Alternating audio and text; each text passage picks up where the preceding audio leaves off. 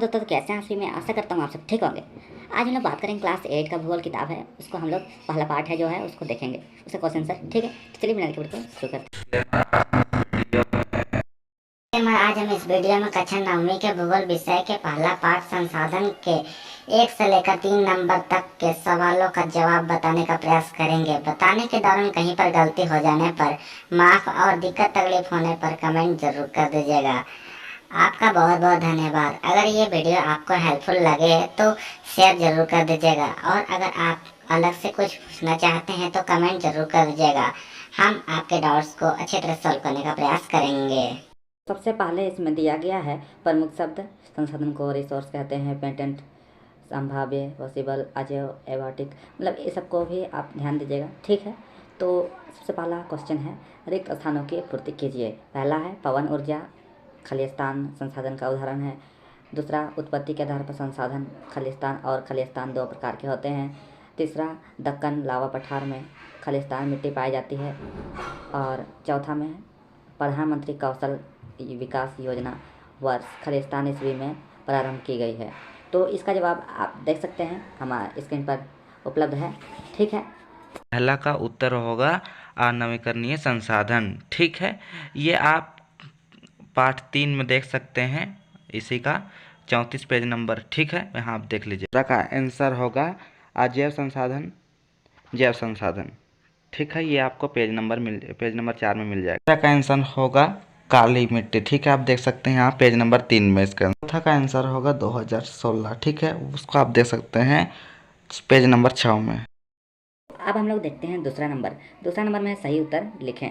तो इसमें पहला सवाल है, निम्नलिखित में से कौन सा मानव निर्मित संसाधन है? क, कैंसर उपचार की औषधियाँ, ख, झरने का जल, ग, उष्णकटिबंधीय वन। बस इतना ही है ऑप्शन। ठीक है, उसके बाद दूसरा में है जैव संसाधन होते हैं। क, जीव जंतुओं से व्युत्पन्न।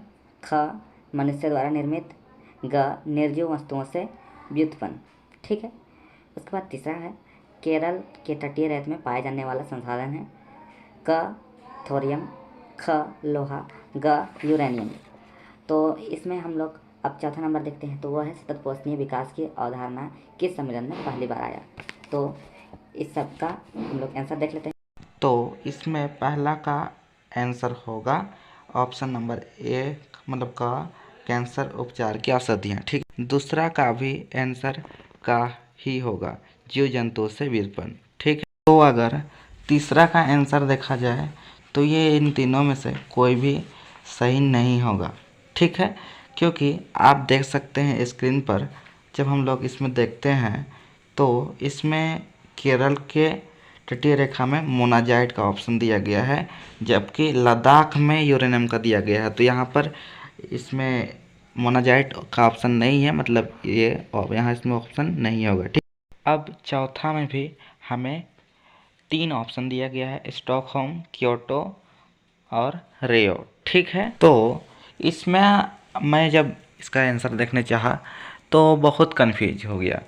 जब इसको मैंने बचपन में ही पढ़ा था, अभी तो हम लोग 10th क्लास में आ गए हैं तो उतना याद नहीं है, लेकिन फिर भी हम लोग को बताया गया था कुछ और। लेकिन जब मैंने आज पूछा सर से, दूसरे से, तो मतलब सर हैं, तो उसमें उसने रियो बताया।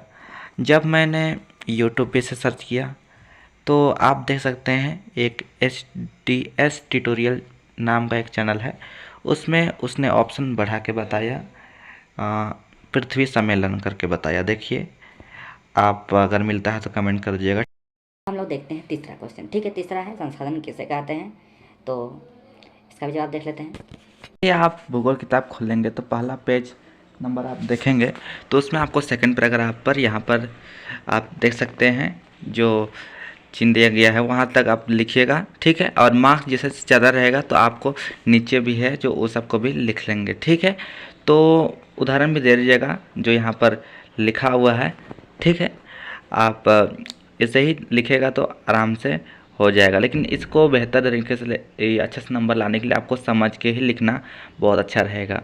ठीक है, तो इसे भी लिखेगा तो गलत नहीं है। हम लोग देखते हैं अगला सवाल, वो है संसाधन के मुख्य कितने प्रकार होते हैं, संक्षेप में बताइए। ठीक तो है? इसका जवाब आप पेज नंबर 2 में आइएगा तो आपको यहाँ पर एक चार्ट दिखेगा।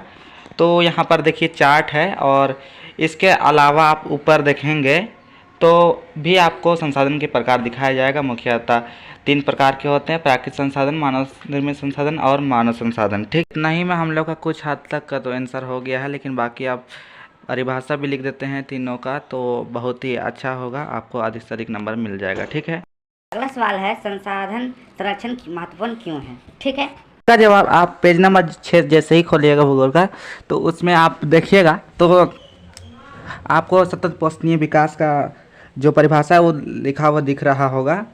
आप वहीं से जो आंसर है इसका उसको बना सकते हैं, क्योंकि उसका मतलब ही वही बताया गया है कि संरक्षण का अर्थ यह नहीं है कि आवश्यकता रहने पर भी उनका प्रयोग ना कर बचाया जाए। संसाधनों का उपयोग करने की आवश्यकता और भविष्य के लिए उनके संरक्षण में संतुलन बनाए रखना सतत पोषणीय विकास कहलाता है। यही लगभग सही आंसर होगा। ठीक है, हमारा चौथा और आखिरी सवाल। ठीक है, यह सतत पोषणीय विकास क्या है, इसके सिद्धांतों को लिखिए।